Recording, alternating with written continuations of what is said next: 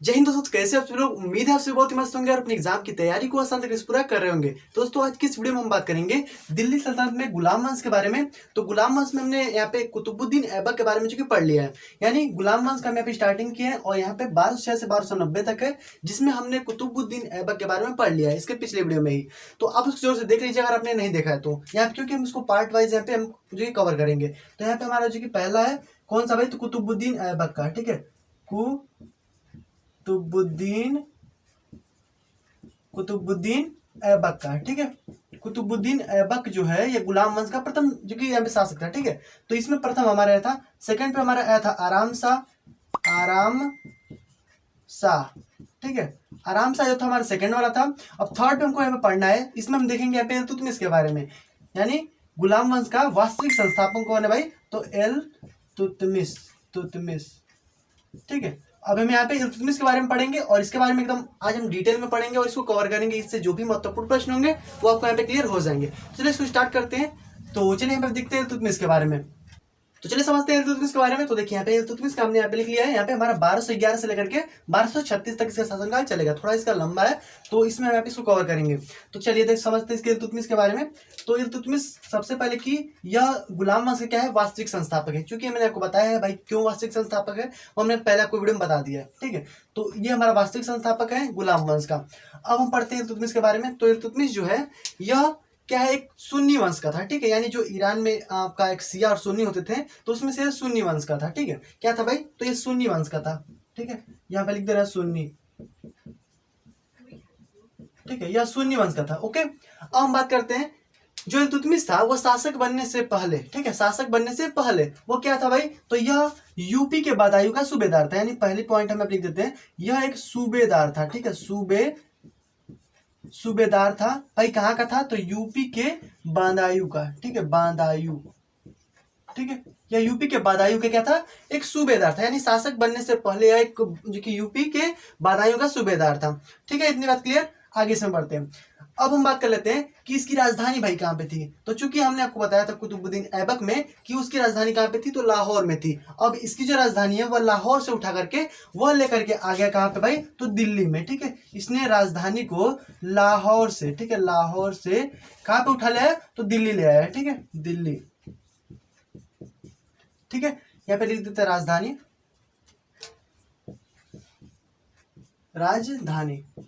ठीक है। इसने अपनी राजधानी को दिल्ली लाहौर से दिल्ली लेकर के आ गया है, ठीक है।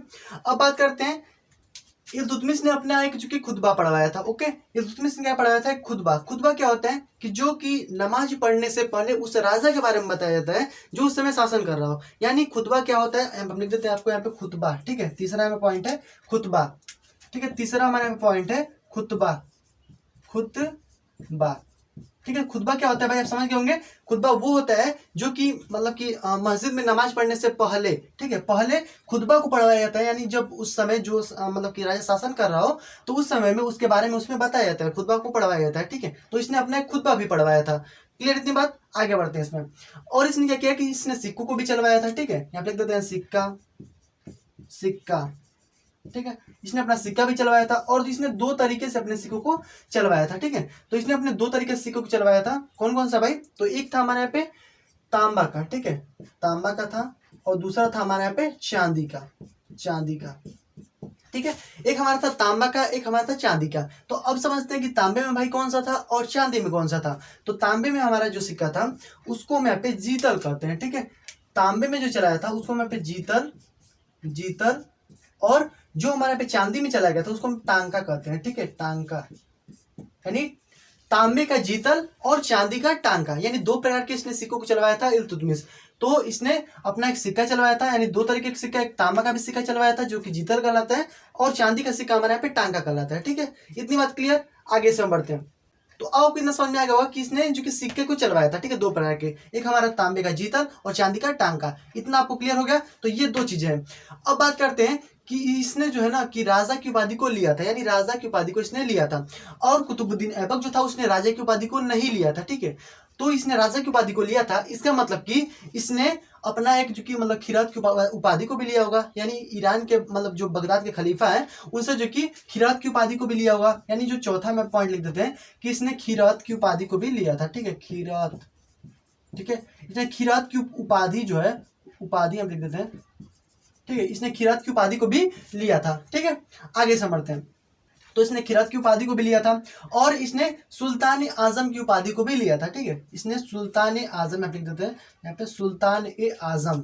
ठीक है, सुल्तान, सुल्तान ए आजम, आजम यहाँ पे बीच में ए रहेगा। ठीक है, बीच में ए रहेगा, आजम। तो सुल्तान आजम की उपाधि को भी लिया था। यानी दो प्रकार के, इसने खिरात की उपाधि को भी लिया था और इसने जो कि सुल्तान की उपाधि को भी लिया था। यानी दो तरीके के इसने जो कि उपाधियों को लिया था। ठीक है, आगे समझते हैं। तो इतना आपको एकदम समझ में आ गया होगा। ओके, आगे इसमें चलते हैं। अब इसमें क्या है, तो अब आपको हमें पता होगा कि ये जो इल्तुतमिश है किसके बाद भाई शासक बना है, तो ये कुतुबुद्दीन ऐबक के बाद शासक बना है। यानी कुतुबुद्दीन ऐबक जो है वो हमारा गौरी का क्या था, गुलाम था। ठीक है, यानी गौरी का 3 गुलाम था। ठीक है, गौरी के यहाँ पे 3 गुलाम थे। पहला हमारा भाई कौन सा है, तो यहाँ पे हमारा आता है कुतुबुद्दीन ऐबक। ठीक है, कुतुबुद्दीन, कुतुबुद्दीन, कुतुबुद्दीन ऐबक। ठीक है, यहाँ पे ऐबक लिख देते हैं इस प्रकार से।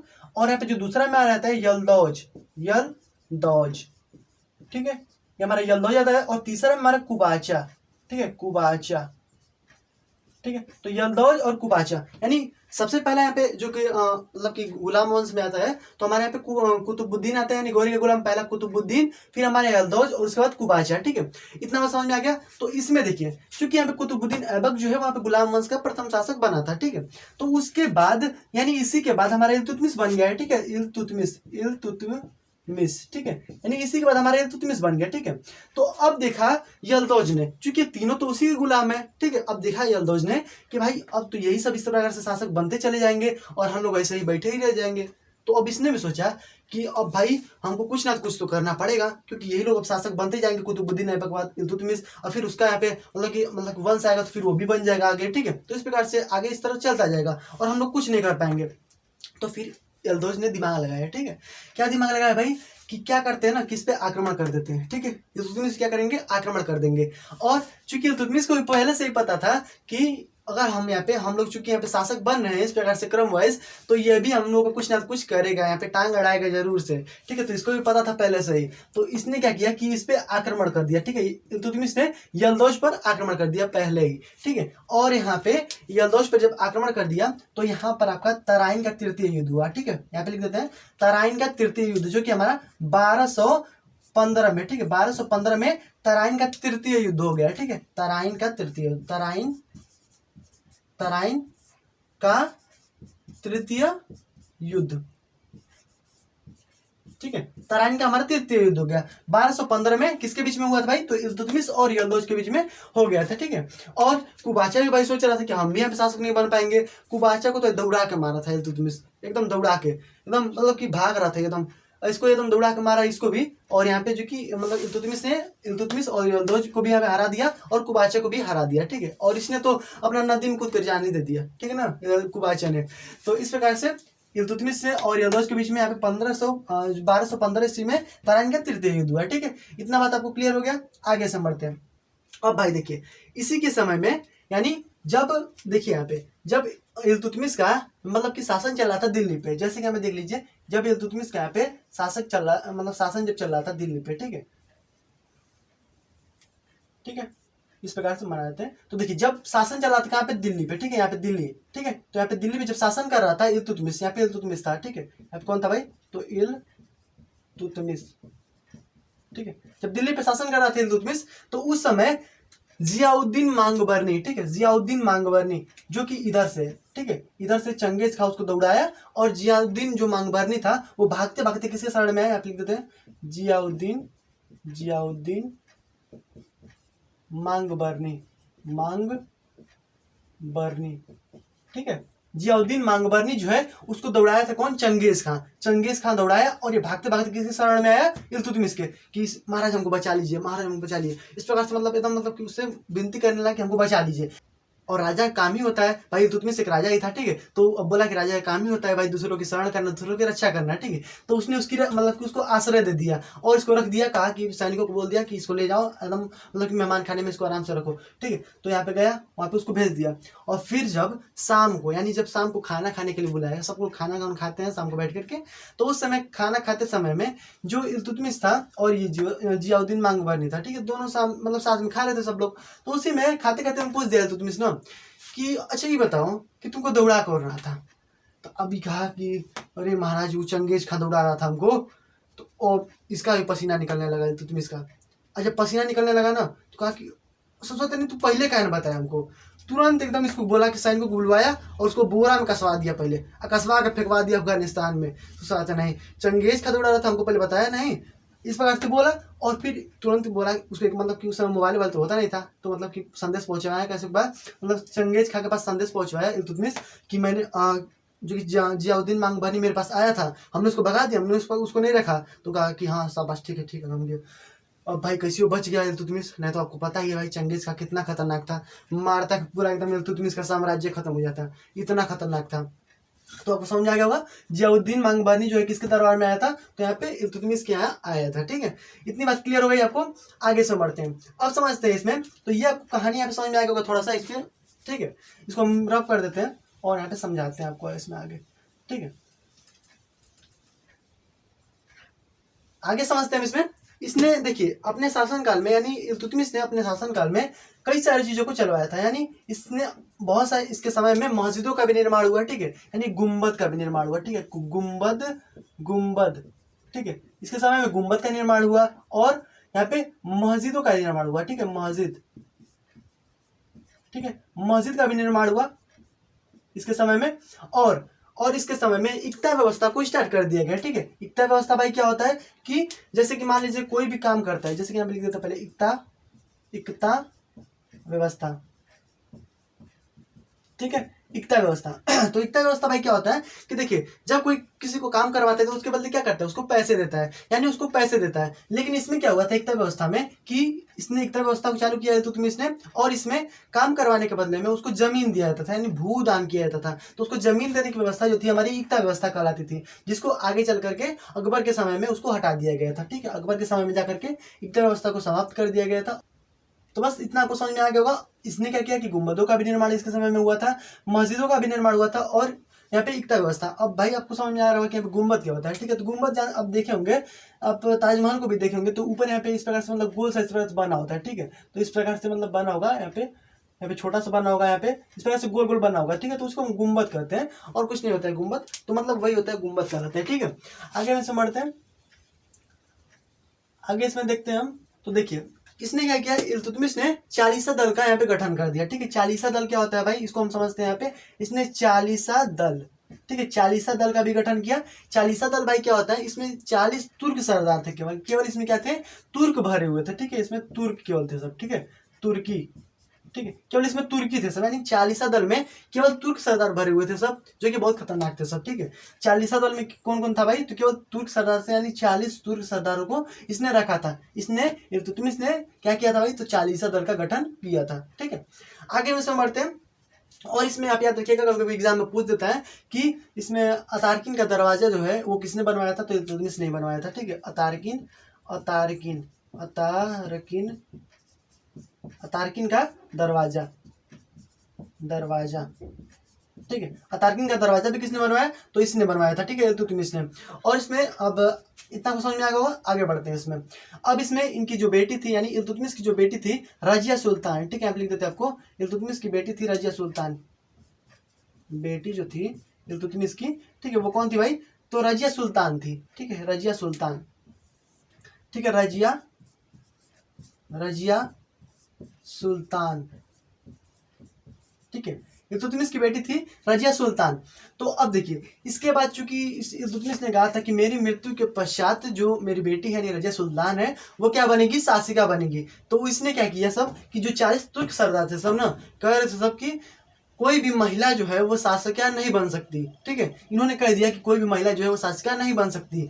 तो अब भाई क्या हुआ, तो अब इन्होंने क्या किया कि जो ये 40 तुर्क सरदार थे, यानी जो इसमें 40 जो तुर्की भरे हुए थे, ठीक है, यानी जो 40 दल था, उन्होंने अपना एक जो कि एक लोल शासक को यहाँ पे शासक बना दिया, जिसका नाम था रुकनुद्दीन। ठीक है, रुकनुद्दीन। ठीक है, रुकनुद्दीन को क्या कर दिया, शासिका बना, मतलब शासक बना दिया। तो रुकनुद्दीन जो कि यहाँ पे बैल था एकदम, मतलब इसे मतलब इन्होंने इसको बना दिया, क्योंकि इनका कहने का तात्पर्य ये था कि कोई भी महिला जो है वो शासिका नहीं बन सकती, तो इसलिए इन्होंने इसको बना दिया। लेकिन इल्तुतमिश ने अपना एक न्याय व्यवस्था को बनाया था। ठीक है, न्याय व्यवस्था में इसने क्या बनाया था कि इल्तुतमिश ने कहा था कि अगर किसी को भी न्याय चाहिए तो वो मस्जिद के सामने, यानी फ्राइडे के दिन वह वहाँ पे मतलब कि एक लाल कपड़े में लपेट करके और वहाँ पे आकर के खड़ी हो जाए। ठीक है, तो उसको यहाँ पे न्याय मिल जाएगा। तो यही जो कि अपनाया किसने, रजिया सुल्तान ने, वही न्याय को अपनाया रजिया सुल्तान ने, और फ्राइडे के दिन वहाँ पे मस्जिद के सामने जाकर खड़ी हो गई और उसको जनता ने देखा और उसको न्याय मिला। तो न्याय के तहत, यानी जो इल्तुतमिश ने जो न्याय बनाया था, तो उसी के तहत इसको न्याय मिला, यानी रजिया सुल्तान जो है वो फिर से यहाँ पे शासिका बन गई। ठीक है, रजिया सुल्तान जो है वो यहाँ पे शासिका बन गई, रजिया सुल्तान।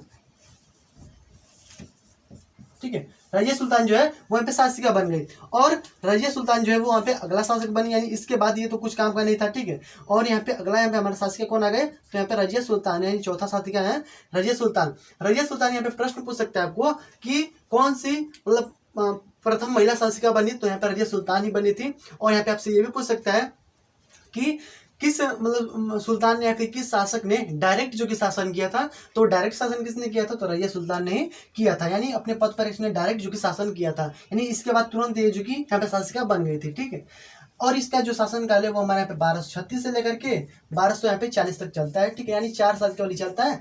उसके बाद ये सब मतलब कि अपने में मतलब इसको मतलब इसमें 40 दल में एक जो कि तुर्क था जिसका नाम था मलिक याकूत। ठीक है, उस वही मतलब कि इसमें चाल चल करके और उसको मरवा देता है आगे चल करके। ठीक है, तो बस उसको हम नेक्स्ट वीडियो में समझेंगे। अब जो रजिया सुल्तान है इसको हमें नेक्स्ट टॉपिक है, इसको हम नेक्स्ट वीडियो में समझ लेंगे। तब तक के लिए आप जितना भी मैंने आपको बताया आप एकदम बढ़िया तरीके से क्लियर कर लीजिएगा। इससे प्रश्न जो है आपके एग्जाम में आते हैं, तो बस ये बहुत ज़्यादा इंपॉर्टेंट चीज़ें हैं। और इसमें यहाँ पे याद रखिएगा एक और चीज़ है, यहाँ पे गुम्बद जो है यहाँ पे ये तो बनवाया गया था। ठीक है, इसने मीनारों का भी निर्माण करवाया था। ठीक है, मीनार, ठीक है, इसने मीनारों का भी निर्माण करवाया था। और यहाँ पर जो क्या याद रखिएगा थोड़ा कि इल्तुतमिश का जो पूरा नाम पूछ देता है, तो इल्तुतमिश का जो वास्तविक मतलब नाम है, इल्तुतमिश तो वैसे हमारे इस प्रकार से नाम है, लेकिन इसका अगर पूछ देगा कि नाम क्या है, तो यहाँ पर लिख लीजिएगा, यहाँ पे एक आप लिख देते हैं। इसका नाम है यहाँ पे शम्सुद्दीन। ठीक है, शम्सुद्दीन। ठीक है, शम्सुद्दीन इसका नाम है। तो इस प्रकार से मतलब ये इसका पूरा नाम है। ठीक है, यहाँ पे मतलब इसका इल्तुतमिश का नाम पूछ देगा, कभी कभी दे देता है, तो उसका भी याद रखिएगा, शम्सुद्दीन। ठीक है, और यहाँ पे जो आपको पता ही चल गया कि तराइन का जो तृतीय युद्ध हुआ था हमारे यहाँ पे 1215 में हुआ था। तो भाई कहाँ पे हुआ था, हरियाणा के पास में हुआ था। ठीक है, हरियाणा के पास में, हरियाणा। ठीक है, हरियाणा के पास में। ठीक है, ये तो आपको पता ही होगा। तो ये आपको एकदम मतलब बहुत ही महत्वपूर्ण ये बादायूं का सूबेदार था इल्तुतमिश, और इसने अपनी राजधानी को दिल्ली ले गया और यहाँ पे खुतबा को स्टार्ट किया था। खिरत की उपाधि को भी लिया था, सुल्तान ए आजम की उपाधि को भी लिया था। इसके समय तराइन का तृतीय युद्ध 1215 में तराइन का तृतीय युद्ध हुआ था, जिसमें इसने मतलब यल्दौज को पराजित किया था। ठीक है, और यहाँ पे अगला हमारे यहाँ पे कि इसने मीनारों का निर्माण करवाया, गुम्बद का निर्माण करवाया, मस्जिदों को भी बनवाया, एक व्यवस्था को स्टार्ट किया। ठीक है, और इसने अतार्किन का दरवाजा भी बनाया था। ठीक, और इसने 40 दल का भी गठन किया, जिसमें 40 तुर्क सरदार केवल भरे हुए थे। ठीक है, और अगर इसमें हमारे साथ सिखाती है यहाँ पे रजिया सुल्तान, तो उसको नेक्स्ट वीडियो में डिस्कस करेंगे। आई होप आपको समझ में आएगा होगा। तो बस इतनी चीजें थी, और यहाँ पे इल्तुतमिश आपका यहाँ पे खत्म हो गया। ठीक है, नेक्स्ट जो पार्ट होगा हम नेक्स्ट वीडियो में डिस्कस करेंगे। तब तक के लिए गुड बाय, वंदे मातरम।